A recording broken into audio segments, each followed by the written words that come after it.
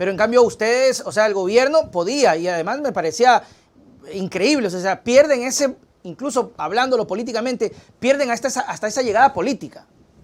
Sí, definitivamente es cuando se tienen estas políticas públicas enfocadas en la ruralidad, enfocadas en los más necesitados, enfocadas en darle un poco de justicia social, de equidad a los que menos tienen, se pueden lograr cosas como estas a través de una empresa pública, ¿no? 4.2 millones de habitantes en las parroquias rurales tenían esta posibilidad de acceder a los servicios de Internet de manera totalmente gratuita.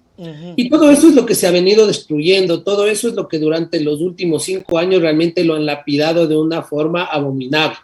Y creo que hoy estamos en presencia de lo que es el epitafio sobre la lápida que están colocándole a la Corporación Nacional de Telecomunicaciones, que termina siendo una lástima porque si bien en el caso del Banco del Pacífico, que algunos hacen un símil, era patrimonio privado que el gobierno lo absorbió después de la crisis de los 90, en esto estamos hablando del patrimonio de todos los ecuatorianos, de una empresa pública que utiliza un recurso natural como es el espectro radioeléctrico, también propiedad de todos los ecuatorianos. Es decir, aquí sí hay un atraco directamente al bolsillo y al patrimonio del Estado y de todos los ecuatorianos en una supuesta, o estos llamados a las voces de tratar de venderla.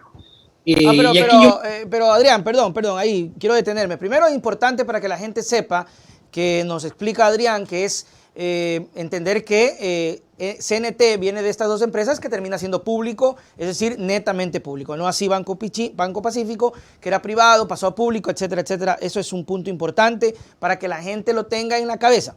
Ahora, otro punto, y esta es una pregunta. La idea es, ¿desaparecer CNT o vender CNT? Bueno, te comento que como ha venido siendo el manejo administrativo que se reflejan hoy por hoy ya en los números de la empresa, que me voy a tomar la molestia de enfocar un pequeño cuadrito que de pronto también muestra de manera clara cómo ha sido el manejo. Teníamos, por ejemplo, en el año 2017, una empresa que vendía $200 millones en el primer trimestre. Esto está comparado en los primeros trimestres para que tengamos la misma referencia. Y hoy por hoy, después de 6 años, en el año 2022, tenemos una empresa que vende la mitad, que vende $100 millones, que son sus ingresos, que en el año 2017, en los 3 primeros meses, dio una utilidad de $30 millones. Hoy por hoy, en los mismos 3 primeros meses, da una pérdida de $33 millones. Entonces, aquí podemos ver gráficamente cómo en los últimos gobiernos realmente el tema de los ingresos y el tema de las utilidades han ido disminuyendo hasta llegar al punto donde ya generamos pérdida, ¿no? Hasta llegar al punto donde ya por fin han logrado realmente descalabrar todo el manejo técnico y comercial de la CNT, llevándola justamente al despeñadero. Y ahí es donde bien tú lo mencionabas, ¿no? ¿Cuál es o cómo ha sido el desempeño? El desempeño ha sido, parecería sacado de un manual de cómo destruir una empresa pública y entender cuál es el fin detrás de esto.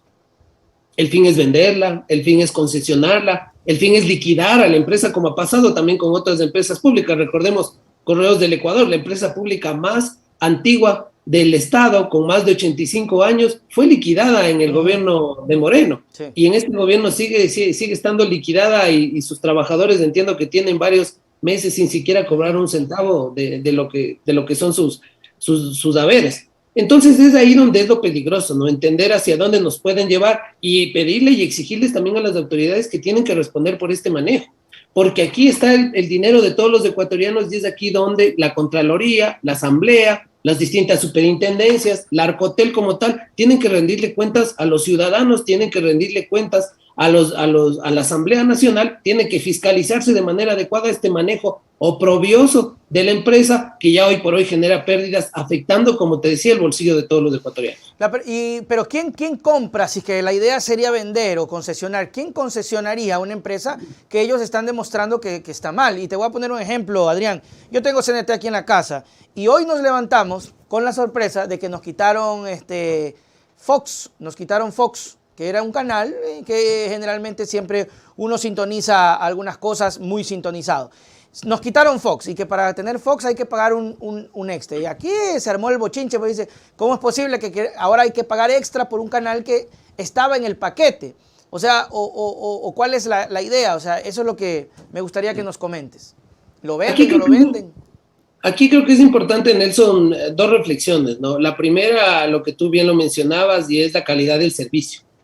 ¿Por qué, por qué bajan los ingresos o por qué bajan las ventas de la CNT? No es porque el mercado se haya reducido. De hecho, con la pandemia, el uso intensivo del Internet ha sido masificado. Claro. El uso antes en parroquias urbanos marginales, en parroquias rurales, se ha intensificado. En las familias, justamente los planes ahora de Internet son algo común por la necesidad, por el teletrabajo, por la telemedicina, por la teleeducación, por los ya no servicios. Es lujo, Adrián, o sea, hay que entender eso, ¿no? Hoy por hoy es una necesidad básica que se tiene que cubrir el tema del Internet. Y entender ahí entonces que lo que ha perdido del mercado CNT, algún privado lo ha ganado. En eso no hay que perderse. Lo que ha dejado de vender CNT, alguna empresa privada ha obtenido ese pastel de mercado. Y lo otro, lo que tú mencionabas del entender quién va a querer comprarla. Y creo que antes de entender quién puede comprarla, hay que entender qué es lo que han hecho con esta valoración de la empresa, con este manejo. Una empresa que en su momento facturó 200 millones en 3 meses, a una empresa que hoy por hoy factura 100 millones, definitivamente cuesta hoy por hoy en el tiempo menos. Claro. Entonces, ahí donde viene la pregunta. ¿Acaso el gobierno quiere destruir la empresa de manera deliberada para que valga menos y después venderla? Esas son las preguntas que tiene que respondernos el gobierno de Moreno, el gobierno de Lasso, la ministra de Telecomunicaciones, el ministro Michelena en su momento, la señora Marta Moncayo, gerente general en su momento de la corporación, porque todos estos manejos con desconocimiento o todos estos manejos de manera discrecional de la compañía han hecho que ya su valor en el tiempo se vaya perdiendo.